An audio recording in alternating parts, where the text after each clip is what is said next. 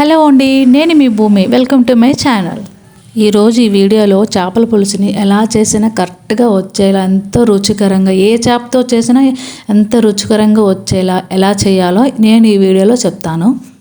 And నేను ఈరోజు ఈ చేపల పులుసు సీక్రెట్ ఏంటో కూడా చెప్తాను. వీడియోని లాస్ట్ వరకు చూడండి.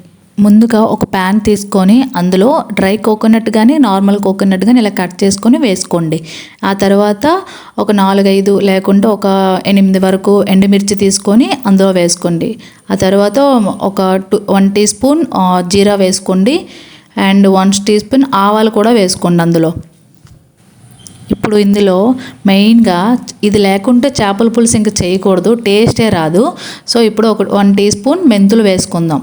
ఇలా మెంతులు వేసుకొని వాటిని దోరగా వేయించుకుందాం. లో ఫ్లేమ్లో పెట్టి మనం వీటిని వేయించుకోవాలి, లేకుంటే లోపలి వరకు వేగవు, పచ్చిగా ఉంటాయి. ఇది నా చేపల పులుసు సీక్రెట్. దీనివల్లే ఈ చేపల పులుసు అయితే ఎప్పుడు ఎలా చేసినా సరే చాలా టేస్టీగా ఉంటుంది. కానీ ఇది ఎప్పుడు ఎట్లా వేసుకోవాలో కర్రీలో నేను లాస్ట్ వరకు చూడండి, నేను చెప్తాను. ఇప్పుడు వీటన్నిటిని గోల్డెన్ కలర్ వచ్చే వరకు వేయించుకున్నాం కదా, వీటిని చల్లార్చుకొని ఒక మిక్సీ బౌల్లో తీసి మనం దీన్ని మిక్సీ పట్టుకోవాలి. నా వీడియోస్ని ఎవరైనా ఫస్ట్ టైం చూస్తున్నట్టయితే ప్లీజ్ సబ్స్క్రైబ్ చేసుకోండి అండ్ లైక్ చేయండి.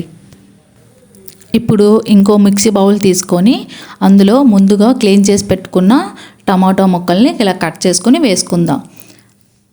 ఇప్పుడు ఇందులోనే ఒక చిన్న ముక్క జింజర్ ముక్కల్ని వేసుకుందాం ఇలా కట్ చేసుకొని. నేను లాస్ట్ వీడియోలో చెప్పాను కదా, నేను ఎప్పటికప్పుడే ఇలా అల్లం వెల్లుల్ని ఇలా వేసుకుంటాను అప్పటికప్పుడే, లేకుంటే బాగా మీ దగ్గర అల్లం వెల్లుల్లి పేస్ట్ ఉంటే కూడా అది కూడా వేసుకోవచ్చు. ఇప్పుడు ఇందులో ముందుగా కట్ చేసి పెట్టుకున్న ఆనియన్స్ని వేసుకుంటున్నాను. నేనైతే 1.5 kgs ఫిష్ తీసుకున్నాను. సో మీరు ఎంత ఫిష్ తీసుకుంటారో దాన్ని బట్టి ఆనియన్స్ని యాడ్ చేసుకోండి. నాకైతే ఈ మిక్సీ బౌల్ కరెక్ట్గా సెట్ అయింది. ఒకవేళ మీకు కానీ ఎక్కువ ఉంటే 2 times వేసుకోండి, మిక్సీ పట్టుకోండి. ఇప్పుడు స్టవ్ మీద ప్యాన్ పెట్టి అందులో ఆయిల్ వేసుకుందాం. నేను కొంచెం ఆయిల్ ఎక్కువ తీసుకుంటాను, ఎందుకంటే నాన్ వెజ్ కర్రీస్కి ఎప్పుడు కూడా ఆయిల్ ఎక్కువ ఉండాలి. అందులో ఫిష్ కర్రీకి అయితే ఇంకా కొంచెం ఆయిల్ యాడ్ చేసుకోవాలి ఎక్కువ. ఈ ఆయిల్ని ఇలా హీట్ ఎక్కించుకోవాలి. హీట్ ఎక్కిన తర్వాత ఇందులో ఇంకా ఏమి వేయొద్దండి, మనం ముందుగా పేస్ట్ చేసి పెట్టుకున్నాం కదా ఆనియన్స్ టమాటోస్, అవి ఇందులో ఇప్పుడు ఆయిల్ హీట్ ఎక్కాక వేసుకుందాం. ఈ మెథడ్లో చేస్తే ఎప్పుడు చేపల పులుసు చేసినా సరే ఒకే టేస్ట్లో వస్తుంది, చాలా టేస్ట్గా వస్తుంది. మీరు కూడా ట్రై చేయండి. ట్రై చేసి ఎలా ఉందో నాకు కామెంట్ చేసి చెప్పండి. ఇలా ప్యాన్లో వేసాక దీన్ని ఒక 5 minutes అట్లా కలుపుతూ ఉండండి, లేకపోతే మాడిపోతుంది.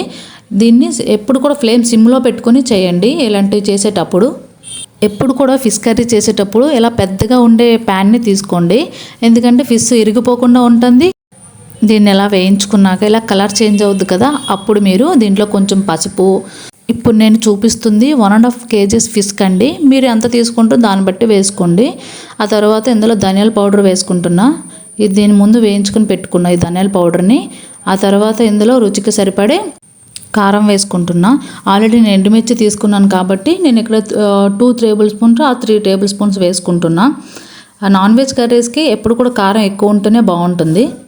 ఇప్పుడు ఇందులోనే రుచికి సరిపడే సాల్ట్ కూడా వేసుకుందాం. నేనైతే 3 tablespoons వేసుకుంటున్నా, నాకైతే సరిపోద్ది ఇది. మీరు మీ రుచికి సరిపడే వేసుకోండి సాల్ట్ని. ఇవన్నీ వేసుకున్నాక ఇలా కలుపుకొని దీన్ని పక్కన పెట్టేయండి. అలా ఒక 5 minutesకి ఒకసారి అలా కలుపుతూ దీన్ని చెక్ చేసుకుంటూ ఉండండి. మీరు ఈ విధంగానే చేస్తే చేపల పులుసు చాలా టేస్ట్గా వస్తుంది, మళ్ళీ మళ్ళీ చేసుకుని తింటారు. చూడండి, ఇలా ఒక 5 minutes తర్వాత ఇట్లా ఆయిల్ అంతా పైకి తేలాక అప్పుడు నేను 1.5 kgs ఫిష్ తీసుకున్నాను కదా, ఇలా ముందుగానే క్లీన్ చేసి పెట్టుకున్నాను. వాటిని ఇప్పుడు నేను కర్రీలో వేసుకుంటున్నాను. ఫిష్ ముక్కల్ని ఎప్పుడు కూడా ఇలా కర్రీలో పడేయకుండా ఇలా సెట్ చేసుకొని పెట్టుకుంటే ముక్కలు విరిగిపోకుండా ఉంటాయి. నేను ఇప్పుడు తీసుకున్న చేప అయితే ఇది తిలోపియా. ఇది కేరళ బ్యాక్ వాటర్స్లో దొరుకుద్ది. ఈ చేప అయితే చాలా టేస్ట్గా ఉంటుంది, చాలా తీగా ఉంటుంది అండ్ ముళ్ళు కూడా ఉండదు, ఒక్కటే ముళ్ళు ఉంటుంది ఈ చేపలో అయితే. ఈ చేపని మా బాబు చాలా ఇష్టంగా తింటాడు, అందుకే ఎక్కువగా ఈ చేప తీసుకుంటాను నేను. ఈ ఫిష్తో కర్రీ ఎంత బాగుంటుందో, ఫ్రై అయితే ఇంకా రెట్టింపు టేస్ట్తో ఉంటుంది. నెక్స్ట్ టైం ఎప్పుడైనా మీకు ఫ్రై చేసి చూపిస్తాను. ఇప్పుడు మీకు ఒక సీక్రెట్ చెప్తాను, ఇదే నేను చేసే చేపల పులుసుకి సీక్రెట్. ఇలా ముక్కలన్నీ సెట్ చేశాక ఇప్పుడు ఇందులో ముందుగా కడిగి పెట్టుకున్న కరివేపాకుని వేసుకుంటున్నాను. ఇప్పుడు ఇందులోనే 4 పచ్చిమిర్చిని వేసుకుంటున్నాను. వీటిని కట్ చేయొద్దు, ఇలానే వేసుకోండి. ఇప్పుడు ఇందులో ముందుగా క్లీన్ చేసి పెట్టుకున్న కొత్తిమీరని వేసుకుంటున్నాను. ఫిష్ కర్రీకి ఎప్పుడు కూడా కరివేపాకు, పచ్చిమిర్చి, ఈ కొరియాండర్ ఇవన్నీ వేపొద్దు. ఇలా డైరెక్ట్గా వేసుకుంటేనే చాలా టేస్ట్గా ఉంటుంది. ఇప్పుడు ఇందులో ముందుగా మిక్సీ పట్టి ఉంచాం కదా మసాలా పౌడర్ని, దాన్ని ఇందులో వేసుకుందాం. ఇదేనండి కర్రీ సీక్రెట్. ఇలా మీరు ఎప్పుడు ట్రై చేసినా సరే చాలా బాగుంటుంది. టేస్ట్ అయితే మళ్ళీ మళ్ళీ చేసుకుంటూ తింటారు. ఒక్కసారి ఇలా ట్రై చేసి మీ ఇంట్లో వాళ్ళకి పెట్టండి, చాలా బాగుందంటారు. ఇలా అన్నీ వేసుకున్నాక ఇప్పుడు ఇందులో ముందుగా తీసి పెట్టుకున్న చింతపండు రసాన్ని వేసుకుందాం. నేనైతే ఒక పెద్ద నిమ్మపండు సైజ్ అంత చింతపండు తీసుకున్నాను. మీరు ఎంత కావాలో దాన్ని బట్టి తీసుకోండి. కొంచెం గ్రేవీ ఎక్కువ కావాలి అనుకున్న వాళ్ళు కొంచెం చింతపండు ఎక్స్ట్రా వేసుకోండి. కొంచెం పులుపు ఎక్కువ తిన్న వాళ్ళు కూడా వేసుకోండి చింతపండుని. అలా వేసుకున్నాక ఇలా నెమ్మదిగా ఇలా కలపండి. ఫిష్ కర్రీని ఎప్పుడు కూడా అలా ఎక్కువ కలిపియొద్దు. ఇలా జస్ట్ ఇలా కుదపండి, అంత చాలు. ఇలా అన్నీ చక్కగా కలుపుకున్నాక దీన్ని మూత పెట్టి ఉడికించుకుందాం. ఫ్లేమ్ని సిమ్లో పెట్టి ఉడికించండి.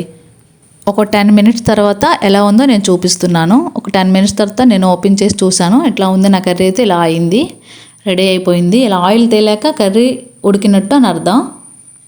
అంతే అండి, అయిపోయింది. సింపుల్గా ఫిష్ కర్రీ రెడీ అయిపోయింది. మా వీడియో కానీ మీకు నచ్చినట్టయితే సబ్స్క్రైబ్ చేసుకోండి, అలాగే ఒక లైక్ చేయండి.